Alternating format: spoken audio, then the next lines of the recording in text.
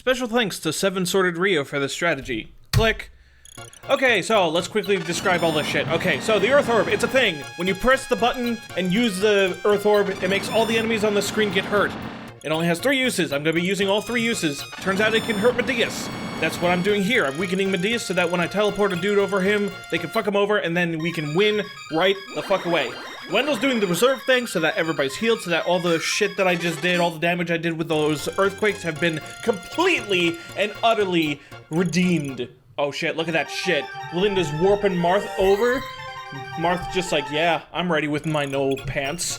Just getting ready to smack Medeus in the face with a couple sword spankings, or the falchion as they call them in layman's terms. Samson's like, yay, I get to contribute to the final boss battle! And then he just goes the fuck away, and with the magic power of his thunder sword, this guy, this old man, this poor old man who could barely stand, just gets destroyed by him.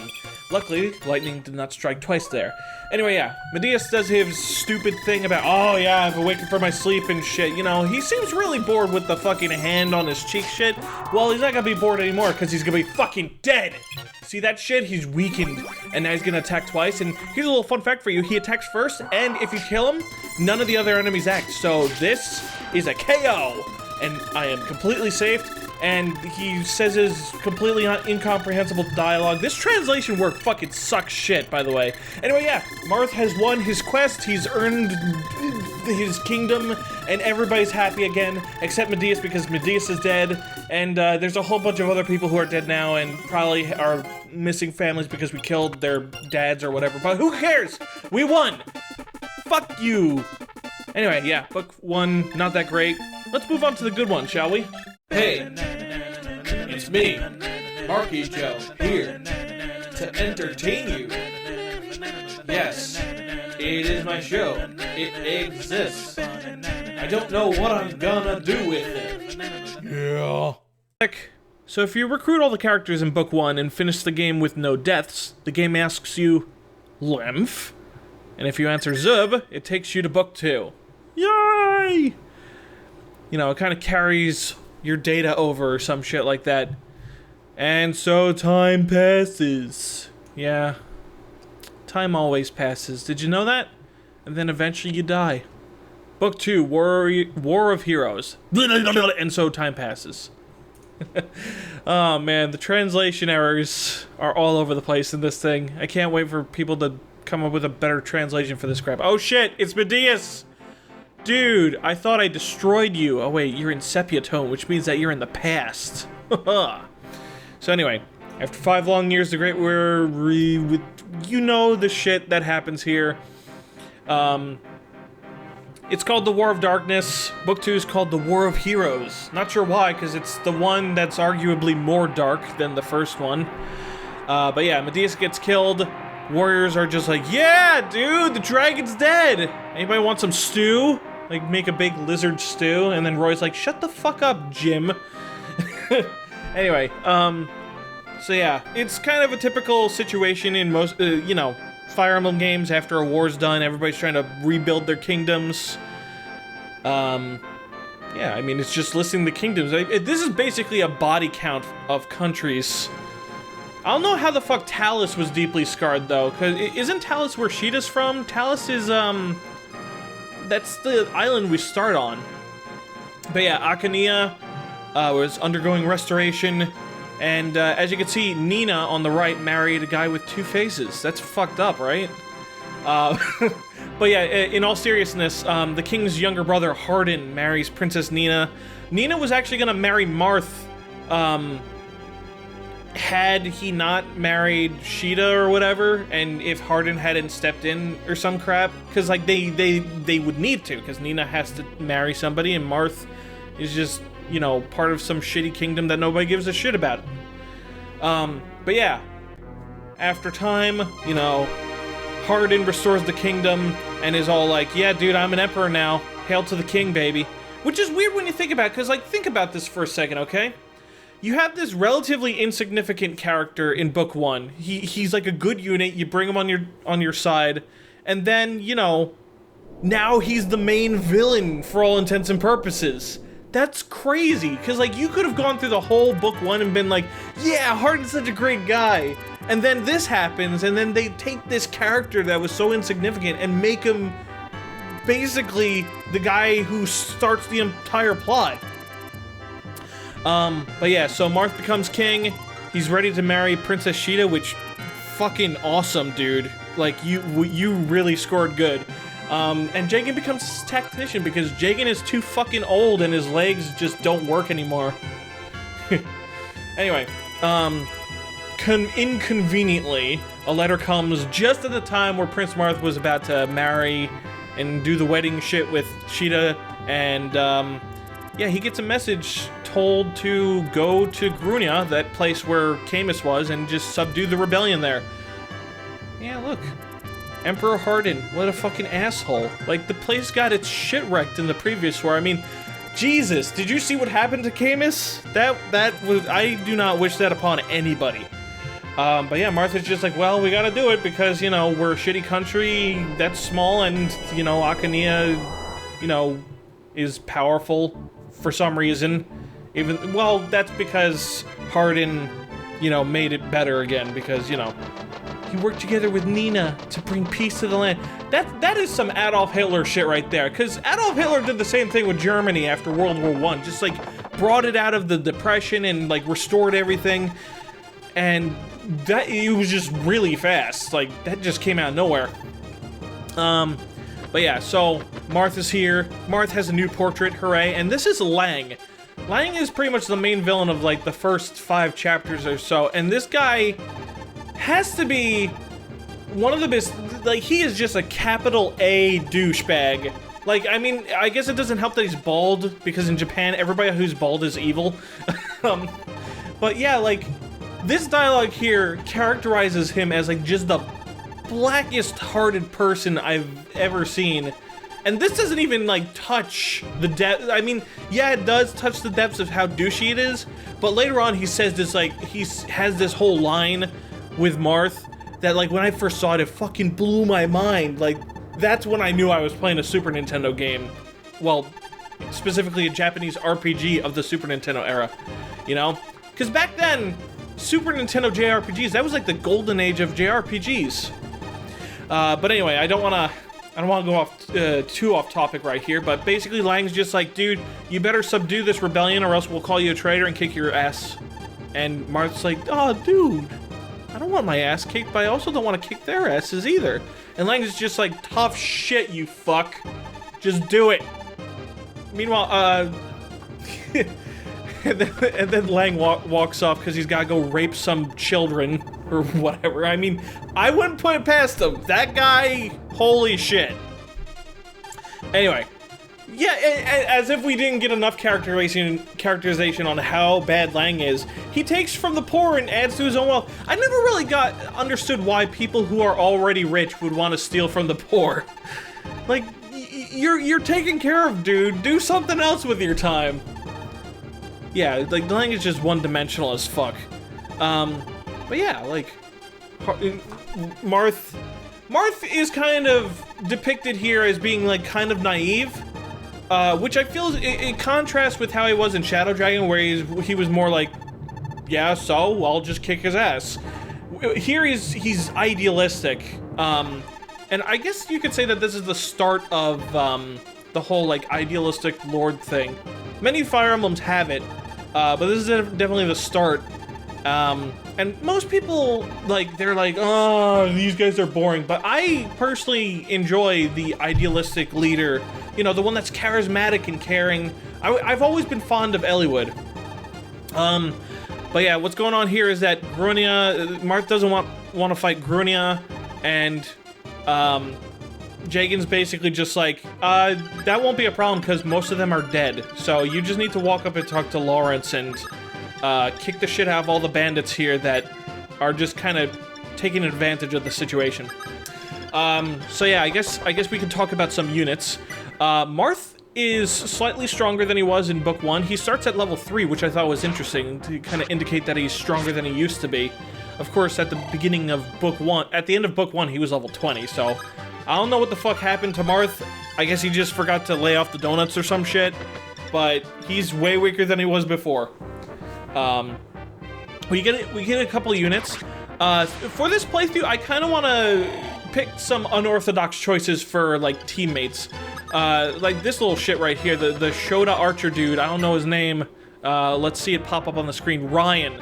I want to use him. I want to see what happens if I use him. Because I want to use archers more, and I also want to use Doga in this playthrough. Because, like, I never use the knight, and I never use archers, because they always suck. And Fire Emblem 3 is, like, aside from Fire Emblem Fates, it's probably the game where I'd say archer, at least in theory, are the most well-balanced. Because, again, javelins and hand axes are nerfed to fuck in this game, and most of your mages have ass for HP and defense.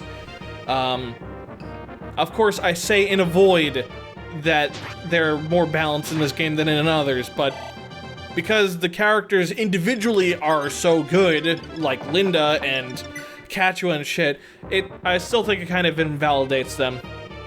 So yeah, that sucks. Anyway, this is pretty much what we've come to expect for a beginning Fire Emblem chapter, kicking the shit out of bandits. Though I do think the context that they provided for this chapter was interesting, that, like, yes, these bandits don't stand a chance against you, Marth, but you have a bunch of fresh recruits who might still find them as a bit of a trouble, so why don't you have them fucking use them as target practice? And I was just, yeah, you know, like, most of the time, Fire Emblem treats bandits like they're a huge threat, but here Jagen's just like, yeah, dude, I mean, whatever, just fucking throw your baby units at him.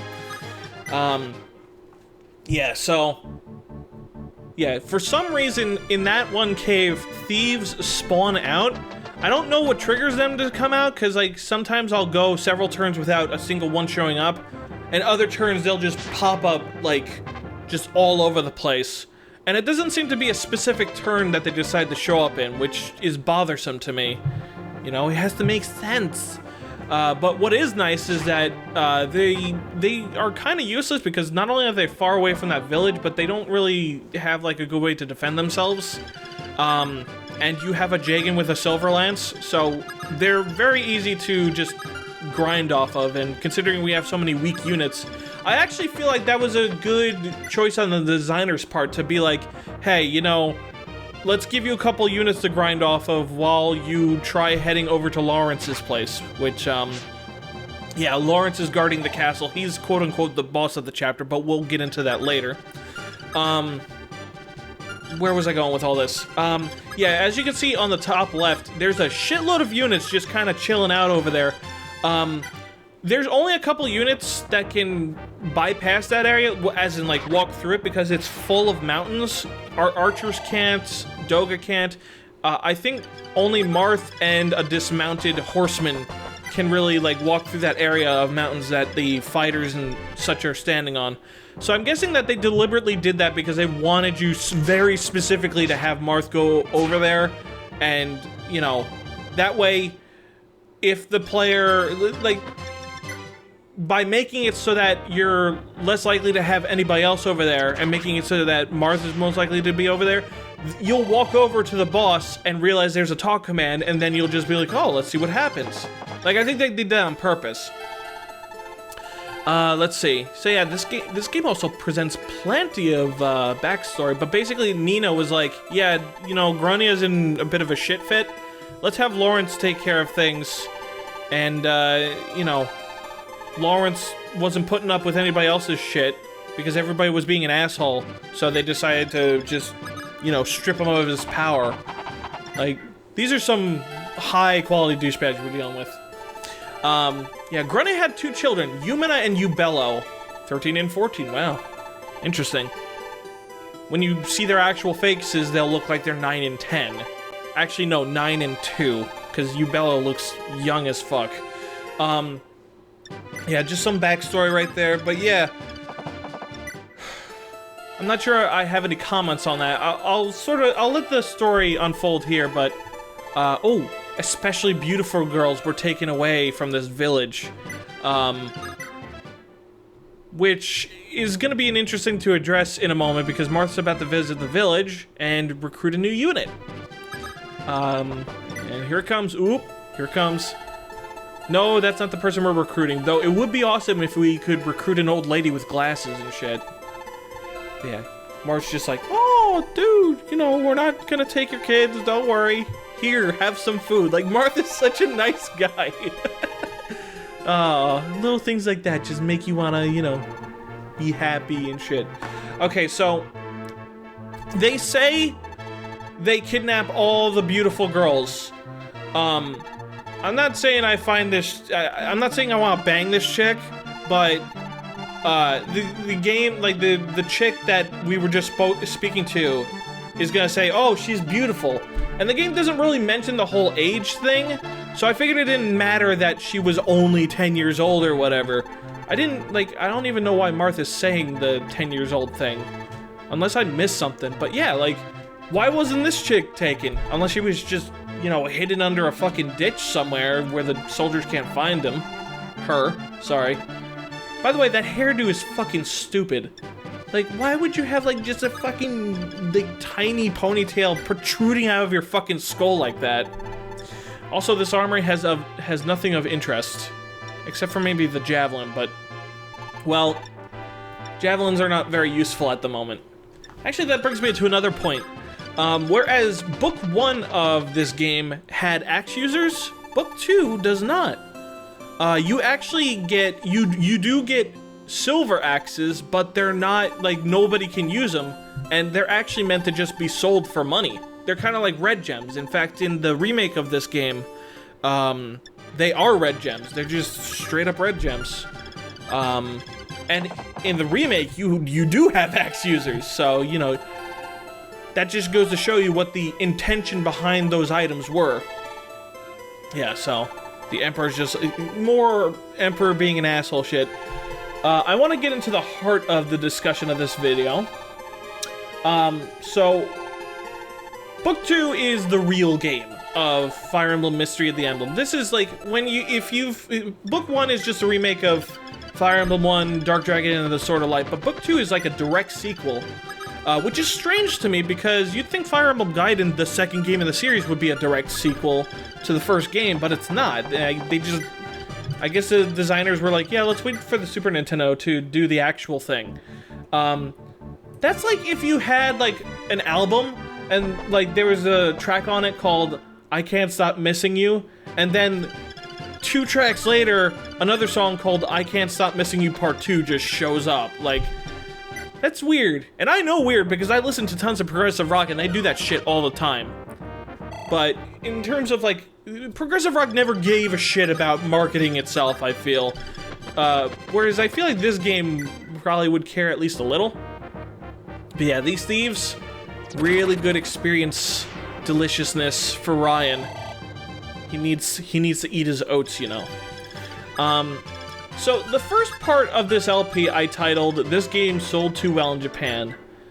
I've went and reflected on that statement, and thinking about it, comparing Fire Emblem 3 to 4 and 5, I do feel that it deserves to sell well compared to those games. Like, I feel it's overall a better game than FE4 and FE5. Even though FE4 innovated a ton of new mechanics and FE5 sort of, like, kind of solidified a lot of things about the Fire Emblem series. You know, it's kind of the transition between Super Nintendo Fire Emblem to Game Boy Advance Fire Emblem in a lot of ways, especially in the graphical department. But here's the thing. While FE4 has a more complicated story and has a lot of new game mechanics introduced, including the weapon triangle, I feel that Fire Emblem 4 has really poor gameplay. It's too easy, it's really imbalanced, and I kind of feel the level design is unimaginative. At least from a pure gameplay standpoint. If we're talking about immersion, FE4 does a really good job of, like, making everything, like, all the maps connect together in a believable way and making it feel like you're really traversing across a continent. Meanwhile, FE5 sort of has the opposite problem. It's very creative, perhaps too creative, because some of the ideas it comes up with are batshit stupid, like the final Gaiden chapter in the game where the game decides it wants to be a fucking Rage Fest submission. It also has, it's full of beginner's traps, and, like, well, that's really it. FE5 is full of a ton of beginner's traps and just every now and then has appalling design decisions. And without the context of FE4, you can't really fully appreciate the story. So it's kind of a toss-up, you know? It was bound to sell less than FE3, and since FE5 came out during, like, the final curtain of the Super Nintendo days, it's really no surprise it didn't sell well. FE4 I could imagine selling better, but it didn't, and, well, whatever. I still think FE3's probably the best pre-FE6 Fire Emblem game. Let's see. Here's another thing I want to talk about. One of the reasons why it took me so long to start this playthrough is because I was thinking of actually doing an Iron Man run of Book 2. Because Book 2 of Fire Emblem 3 is full of, like, tons of, like, sad shit happening. And doing an Iron Man run where you have to keep going and progressing in the game even if your units die would just add extra drama to it. But I decided to go the perfectionist completionist route and redo chapter 20 of book 1 so that we could see the family tree at the end of the game. Now, one of the things that inspired me to want to do an Iron Man run is that I saw firstly, I did an Iron Man run of Shadow Dragon. It's not on my channel, that's because I did it on my own free time, and it was very taxing to me, and it brought life to a series that I've otherwise been so used to and in a lot of ways jaded towards. But the other thing that inspired me to want to do an Iron Man run, even though I'm not gonna do it, is because I saw an interview where Shozo Kaga, the creator of the Fire Emblem series, was talking with, I think, the creator of the Final Fantasy series. And, like, firstly, these two guys are so nice and polite. Like, they loved each other's games, and they were sort of, like, talking about their experiences with their games. Like, for example, the creator of Final Fantasy was like, yeah, I ended up killing Nevere. And most people would be like, in America, most people would probably be like, dude, you fucking idiot! He's, like, one of the best units in the game. But Shozo Kaga, what he said is, damn, son, you must have been really skilled. But Shozo Kaga was actually, like, one of the advice that he gives to players is that you should play the game as if, like, you should play the game and continue playing and not restart chapters when you lose units. Unless, of course, it's the main character, but you get the idea. He feels that it creates a more unique experience for the player when they lose a unit, and it also, and they keep going and they make mistakes. And at the same time, it's also more emotionally taxing. Like, I feel like, Hey It's Kyo told me that one of the things the series was really good at is having a simple story and sort of letting the gameplay do the rest of the talking. I think I'm paraphrasing, I don't know if that's the exact words I said, but I've always felt that Fire Emblem, like, well, not always, but I feel like Fire Emblem has a good, like, it conveys the story through the gameplay in a way, because, as I said, every experience is unique, and when you do an Iron Man run, like, you feel the weight of your actions a lot more, and you feel the weight of war. Like, the gameplay is almost like an artistic statement.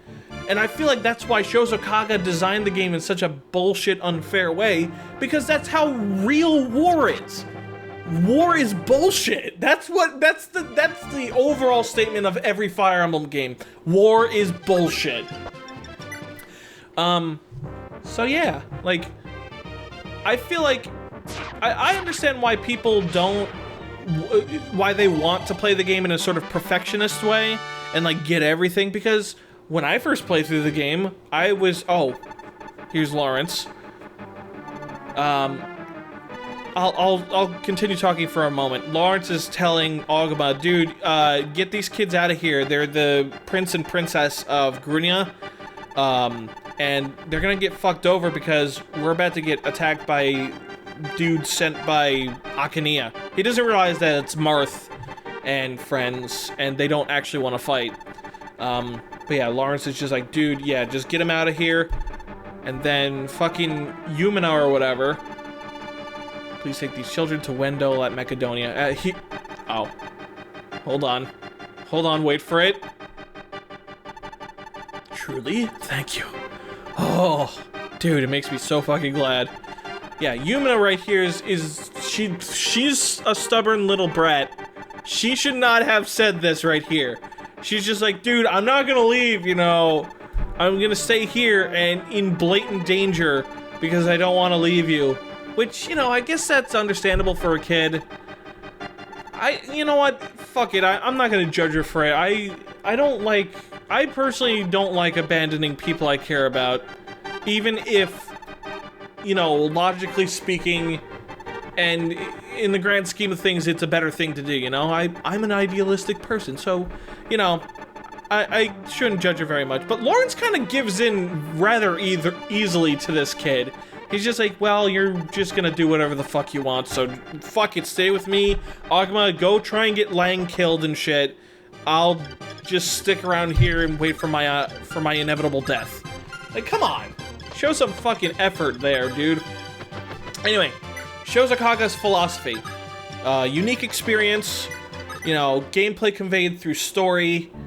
I feel like one of the things that the newer Fire Emblems don't understand about the Fire Emblem series, like, I kind of feel like Fire Emblem Fates kind of misses the point of the entire Fire Emblem series, because Fire Emblem Fates, particularly the Conquest route, which is designed specifically to be like the original Fire Emblems, it's designed so that the player doesn't make mistakes, or rather, it's designed against the player making mistakes. Like, the older games, that was part of the game. You were supposed to make mistakes, and you'd get tons of replacement units to sort of soften the blow of permanently losing one of your best units or whatever. Like, if you lost Navera, you'd get Samto or whatever the fuck. It was done to soften the blow, and if you didn't do this thing and train up this unit with this specific weapon, they'd later on give you another unit who's a shittier version of the one you had, but he'd have the proper ranking and shit so that you'd still have access to specific weapons, you know?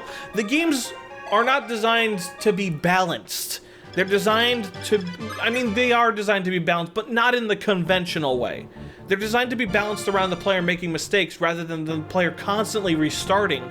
Because then, when you restart, you get these super units because you are taking you're taking risks that you normally wouldn't take if you were, like, playing a roguelike or whatever. So, like, all the units you get at the beginning tend to be, like, top tier units, and the ones you get later tend to be, like, irredeemably shitty. Like, these games were designed so that, you know, we wouldn't do that. Yeah, so I think that's all I gotta say about the Kaga philosophy. Yeah, like, older games are designed for imperfection. Newer games, if you lose a unit, there's usually no replacement for them. Especially in, like, Fire Emblem Fates. If you lose a male unit, you might as well fucking... You functionally lost 2 units because now you can't get his kid either. That you can't get him married and have his kid.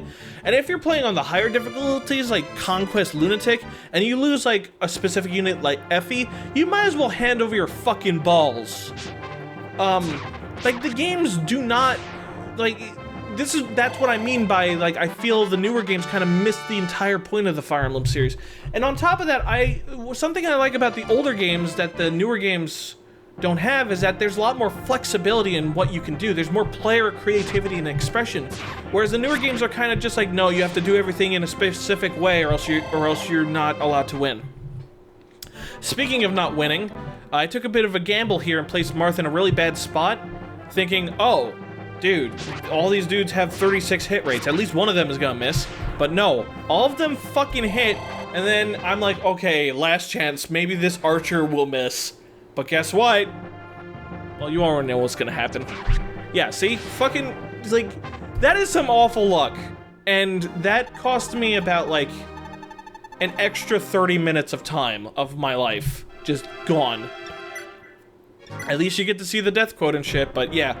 So, this happens, and get some revenge on that asshole of a archer. And that's more or less the chapter. I mean, this is pretty much game. I'm surprised I was able to come up with this much shit to say. But yeah, I guess when it comes down to it, I am a very talkative person, and this is why I write down notes, because then I can combine my improvisation with a strong foundation of like ideas and shit that I can talk about, like subjects, so that I don't end up just being like, what do I talk about now, and just sort of awkwardly being quiet for a while. Anyway, good old Lawrence, who, by the way, as an extra attention to detail, if you look at his inventory, Lawrence has a broken lance. So yeah, Lawrence. He's the dude that we got near the end of book 1. He's a Grunia dude. He basically became king of Grunia after book 1 happened, and now he's in a shitty spot because he rebelled against Akania, who, as we know, Hardin's in control, and Hardin ain't taking anybody's shit because he's an asshole. But yeah, poor Lawrence. He's on the brink of death, and he's just like, dude, you know, the thing is, you think that Hardin's such a good man, but he's changed. You should probably face reality and get hit in the head for thinking such a thing. Yeah, like, Lawrence has the right idea. It's like, why did he send such a cold-blooded man here? And Martha's just, he's stubborn. He's like, I can't possibly believe that Hardin would do such a thing. I almost want Lawrence to say something like, well, he did, so get used to it. Oh, and here we go. Last request. So, yeah, he's like, protect the children. Don't let them get taken. Yeah. You know, he's hoping things will work out. And then this happens. He fucking explodes. Like, I didn't know Lawrence had TNT attached to his fucking back. That is some hardcore shit right there. I wonder where he bought it. Like, I don't think... He'd probably have to buy it from the future or some shit. I kind of think that this game uses the, like, Super Nintendo Wars engine, because, like, why else would that exist? Like, that explosion. But yeah, this part's fucked up. Like, those two kids watched Lawrence die, apparently. And you know how Lawrence said, like, oh, dude, protect those kids? Well, guess what? That worked out. Actually, I want to know something. Like, Lang came from the southern side of the map. How did he end up in the top left corner of it? Did he literally just, like, walk all the way around just waiting for Marth to just grab the kids and then just walk in like, oh, yeah, didn't notice you there. Ooh, look. Oh, well, looks like you got the kids. Well, don't mind if I do. I'll just be taking them and killing the shit out of them. Marth is having none of this shit. He's like, please don't kill the kids. But he's also been gotten orders to be like, dude, go to Macedonia and stop the rebellion there as well. There's just rebellions going all over the place because Hardin is pissing people off. Like, holy shit. And yeah. So Jagan's like, dude, calm the fuck down. Like, I know they're important kids and you don't want to see them die, but we need to think about ourselves. Like, I like how Jagan is sort of he's sort of the opposite end of things. Like, Marth's too idealistic and Jagan's kind of too cynical. You're gonna see this throughout the game. Like, he tends to want to take the easy way out on a lot of things, even if it costs more lives. I need someone to review my FE hack. He needs to be someone who won't cut me slack. It's Monkey Joe, he's arrived from his golden chariot, and down he walks the road browsing. What the hell, you got Monkey Joe?